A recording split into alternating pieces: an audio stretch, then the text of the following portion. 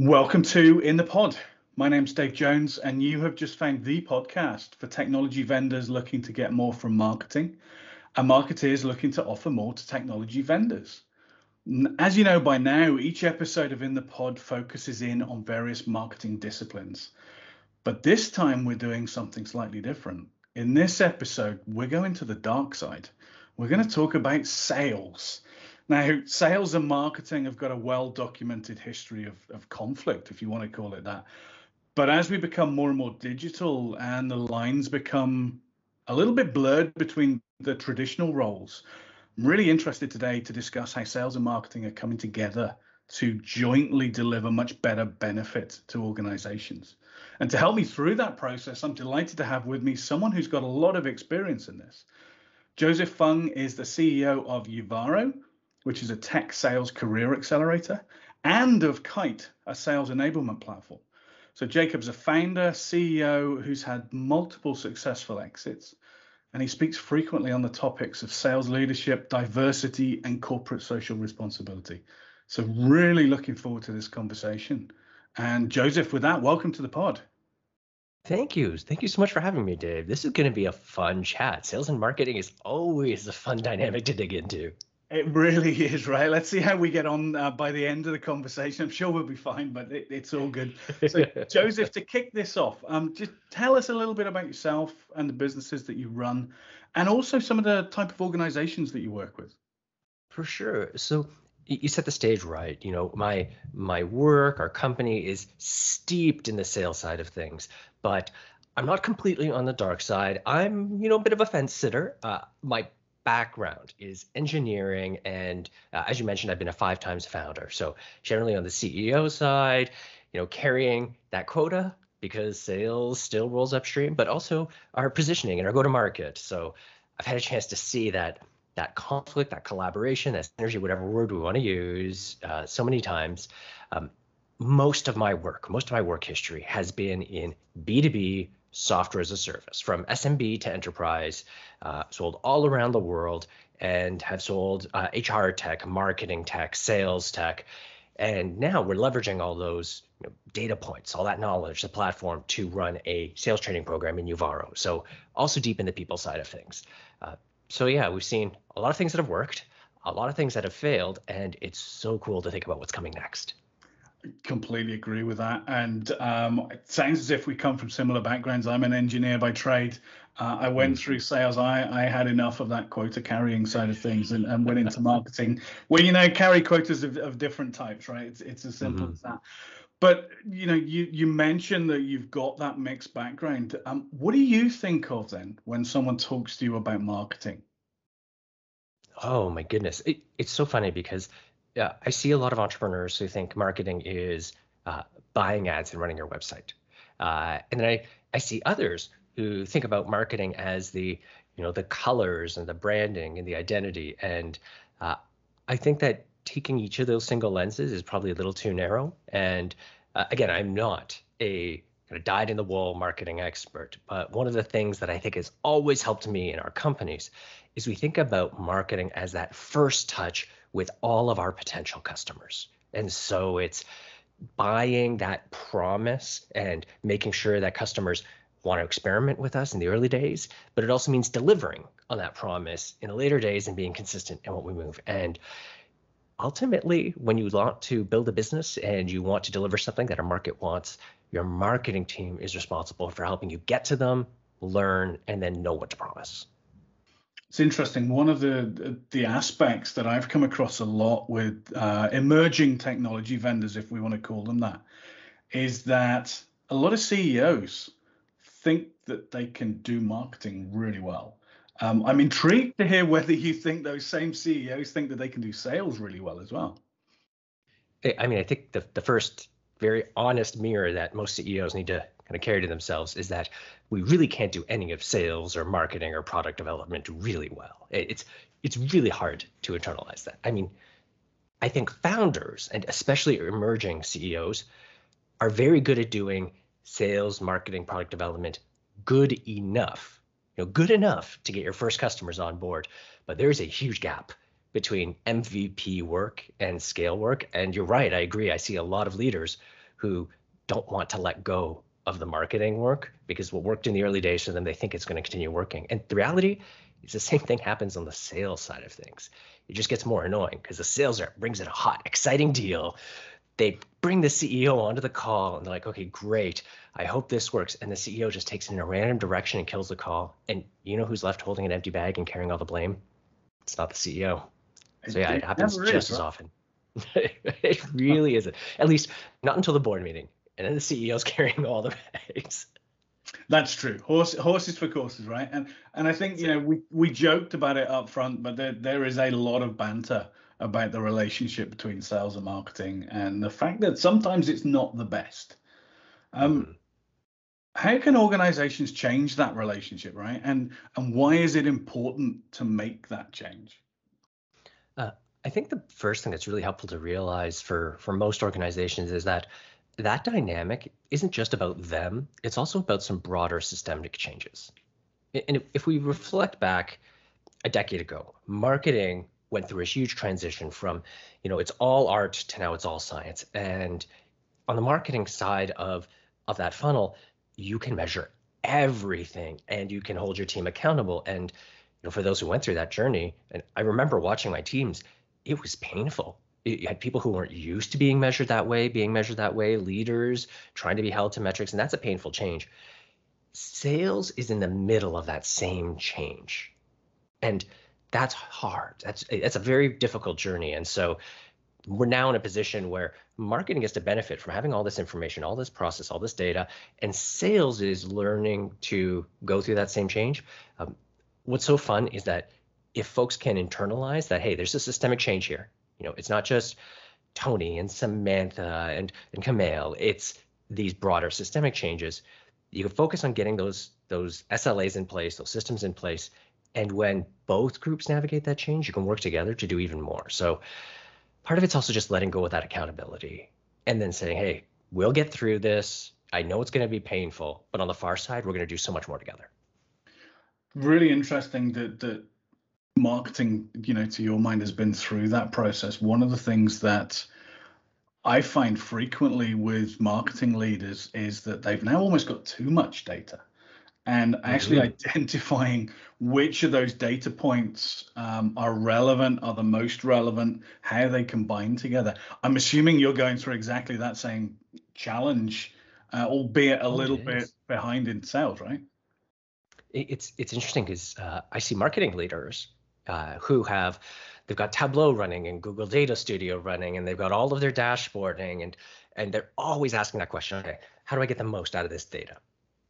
And I see sales organizations who are years behind saying, okay, you know, let's make sure we get everything in the CRM so we can measure the conversion rates between the funnels. And the organizations who are, stumbling from the data overflow are starting to experience the same thing. They're going, oh my goodness, I get all this data out of Gong. I get all this data out of Kite and out of SalesLoft or out of Seismic. And I get all this data from the logging that's happening automatically. Holy cow. And you get this interesting journey where the CEO, the heads of sales go, okay, this is great. We can figure out some real interesting things. You get this denial from the team who's saying, our activity can't get distilled to metrics or numbers. And I'm sure there's marketers who are reflecting back and going, oh yeah, we said that. But you come at the tail end and you go, oh, you know, it's not about using data to judge you. It's about using data to help you aim better. And in all honesty, the parts of the sales organization that get it best are the most junior ones. So sales development teams are getting really, really good at using the data, the exhaust from their activities to improve better. And I find that very energizing to see because it gives me hope for the future of sales. Yeah, absolutely. Well, presumably that's where a lot of the future sales leaders are coming from. So there's a nice progression coming there. And we talked about technology there, and you know, you've seen marketers love tech, right? We have marketing technology stacks the size of Belgium. What's the role of technology within sales at the moment, excluding the analytics? You know, what sort of systems are salespeople using that marketers might not be aware of? For sure. For a lot, I'll use that tool. Marketing's been through this change, analogy. Um, there were a lot of tools for marketers that were about automating the busy work, and now there's a lot of tools that are about amplifying it, automatically generating content, automatically generating. Sales is in the early stages of that journey. So a lot of the technology they're implementing is still about automating their actions. So to give you a specific example, a really tactical one, there's a whole category of tools, sales engagement tools, that would include VanillaSoft, SalesLoft, Outreach. All of these are actually about automating the process of sending emails and dialing the phone.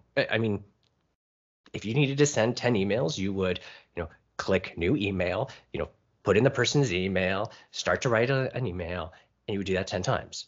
These engagement tools simplify it. So you say, let's start my process, and it just pops up an email with that template, contact information pre-formatted. You can customize it and hit send, and the next one shows up.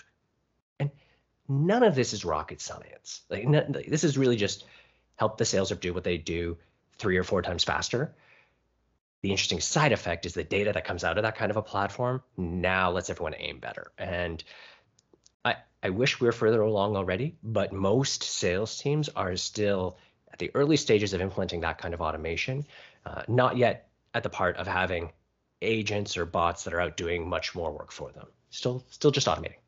That's really interesting to hear, because I'm sure there'll be marketers listening to this going, well, we've been doing that for years, to your point. But there's always been a bit of a conflict when the sales guy doesn't necessarily understand what marketing automation is about.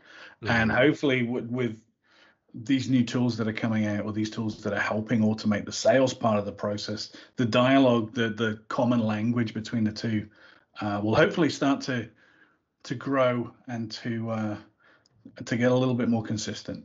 What's really exciting is I'm seeing a lot more tools and technologies that bridge the gap between the two of them and open up a very safe space to have more shared projects. So I think we're going to see more and more work on account-based marketing or heavily targeted sales that are actually driven from a marketing process. And those opportunities, that gets me excited, because that's also going to be better for the customer. More targeted, more deliberate, more relevant, and less spammy overall. Because no one wants irrelevant marketing or irrelevant sales calls. So this is good for the industry as a whole. Absolutely, and that's a beautiful segue into some of the work that we've been doing. We've been doing some research around content types. So ebooks versus infographics versus podcasts. I'll tell you the results once you share your views. So I'm not going to pre-quell it. But what sort of content assets do you find help the sales part of the process, as opposed to necessarily the attraction part of the process? Yeah. So here's this might be a controversial or objectionable opinion for some. But one of the things that I always have to hammer home with sales leaders, again, not because it's entirely true, but it's an important thing to anchor on, is that none of the deals, none of the customers they're working on are going to open up that email, open up a PDF and go, wow, that was a remarkable data sheet. Send me over the contract. And the reality is most sales reps have these happy ears where the customer says, okay, great. Send me over a couple of case studies, send me over a data sheet, send me over these so I can run it up the ladder and we'll move it forward. And what they heard was, if you give me this information, we're moving forward. What was actually being said was, I want to get off this call, so give me an excuse to get off the call. And so the sales rep with their happy ears runs to marketing and says, I need another data sheet and another thing. And if you go in, and I've done this, you go to a sales enablement conference and you say, hey, for the sales enablement leaders, the marketing leaders, who in the last 2 weeks has had a request for another 2-pager or customer story? And everyone's hands goes up. But if you go to a sales conference and you ask the same thing, like how many of you have used one of those pieces to close a deal? There's crickets in the room. So to answer your first question, what content works best? What I've seen is either content that prevents objections. So really good example is detailed security overviews to get the security team out of the way. And sales reps won't even realize how that influences the deal. They just know that the deal closed more quickly. But yes, eliminate objections that's good hygiene. But the marketing content and the collateral that I've seen work the best is stuff that'll challenge customers' assumptions, get them digging in, but most importantly, give the marketing team data. So I'd argue the best content is never just a PDF that gets sent out. It's something embedded on a website, on a third-party website like G2. It's in a video. It's an interactive demo. That type of highly engageable content where you can measure the stink out of it and then aim the sales rep at the right prospects. That's what works. But I don't have the same data you do. I would love to hear what you heard. Well, it's interesting because you're talking my language, and the number of conversations that I've had again with CEOs who are like, well, which one of those ebooks that you created generated the most business? It's like, that's not the way it works anyway. It's a little bit more complex than that. The polling that we did actually came back, case studies were by far the most preferred asset, along with demo videos. Now, this was a heavily technology-focused audience, so that obviously lends itself to that sort of content type. But I completely agree with you. It's not about one particular content type. You know, we all know that we learn in different ways. We consume content in different ways. It's about creating a message that's engaging, that can be distributed, in my opinion, among a number of different channels, so that you've got as many flowers out in the garden as you can to attract bees, and then when they get into the flowers, that's when you start giving them the juicy stuff. So let me riff on that a bit. I love your comment. I'm really glad you said case studies. You know, I was waiting for your answer, and I was trepidatious. I was like, what's he going to say? And I'm really glad that was one of yours. So we have a sales enablement platform, Kiite. It's used to equip salespeople with cheat sheets, and they can mix them up and share them with each other. And the part that's really important is that a lot of systems will use the whole document as the kind of kernel of knowledge. You know, did this presentation get sent out? Did this ebook get sent out? We think about it as the individual data point on a cheat sheet. So an individual cheat sheet might have 30, 40, 50. This gives us some very interesting data about what sales reps search for and engage with. The top 3 items: discovery questions, customer stories, and competitive data. The customer stories is an interesting one because sales reps are not trained to say, give me a customer story. They've got the habit of saying, give me a case study. So I love that came up. The reality is, in most situations, they don't actually need a glossy PDF. What they need is an anecdote. And so for the marketers that are listening in, very often you could support your sales team with way less effort. You know, the beautiful case study can be a powerful tool. That's great lead gen, that's on the website. But what the sales team needs first is the 2 or 3 sentence story about how you made a customer a hero. And in the same time as one case study that often has legal approval, customer approval, all these things, you can bang out 5 or 6 little stories that will actually help the sales team day to day as well. And the reality is they don't even know they need it. They're not trained to ask for that. But when they have it, wow, their sales calls, their demos are so much more powerful. That's interesting. You've made a lot of marketers very happy there, because you're absolutely right. Getting a quote approved is a 10-minute job. Getting a nightmare. A case study through PR and legal and all of the various machinations is a nightmare. Let me give you an example of one. This is super powerful. So I'm not going to name the specific company for reasons that'll become clear, but this is a large enterprise software company, and we all know it. One of their clients is the NFL. So huge. I mean, man, that logo would be great on their website. But approval for case studies, use of the logo, requires at least $1 million licensing fee. So they're not going to pay their customer more than the customer is paying them just for the logo rights. So of course, I'm sure everyone in the marketing team was frustrated, trying to figure out ways around this. What the sales team actually uses is they just use a story. It's not disclosed publicly. It's not on their website. What they say is, hey, the NFL uses our software specifically on draft day to help make sure that when a name gets up, everyone can share the right details and they can all be experts right in the moment. And right there was like this 2-sentence version that if you're a customer tuning in, you're talking to that sales rep, like, oh, that's a perfect use case. That makes a lot of sense. And if they can use it, I can use it. And That doesn't have to be on the website. There doesn't have to be a whole case study. It was just, what's the 2 or 3 sentence version that your sales team can be equipped with? So really real world practical example of how short and easy those stories can be. Love it. That's fantastic. And but we've talked technology, we've talked content. Let's talk about humans for a second, because they're an important part of this process, right? What makes a good salesperson, in your opinion? And once you've answered that one, equally, what makes a good marketing person? Oh, interesting. So first off, again, I'll iterate. The heads of sales, the heads of marketing that are tuning in are probably going to have a better read on, especially the marketing side of things. We've got a lot of data, and like every CEO, I've got an opinion, so I'll share that, but do a big grain of salt as well. I think the one thing I'll highlight, particularly the sales side of things, is the stereotypes and the go-to trope that leaders use isn't required. A lot of sales leaders say, I need someone who understands it's a team dynamic. So they did team sports in college. Someone who's very extroverted because they like talking to people. So, somebody who's an extrovert, or, maybe they were a bartender during college days.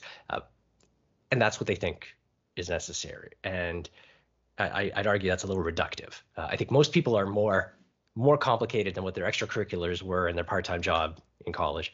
What we actually see being a really, really big driver is the ability to empathize. Surprisingly important. And it sounds cliched, like, hey, yeah, you got to be a people person. But specifically the ability to understand the buyer and actually empathize. Find it in yourself. What are they experiencing so that you care and want to solve that problem? It's a sales rep. It's not about you. It's about the customer. So empathy is the first one.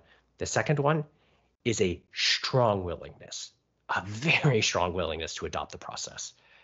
Sales teams fail not because they have the wrong methodology. It isn't about Sandler solution, spin, whatever. It's about process adherence. Teams fail because they don't run the process. And if you have a sales team member who can empathize with customers, is willing to adopt the process, they just do it, 9 times out of 10, they're going to crush it.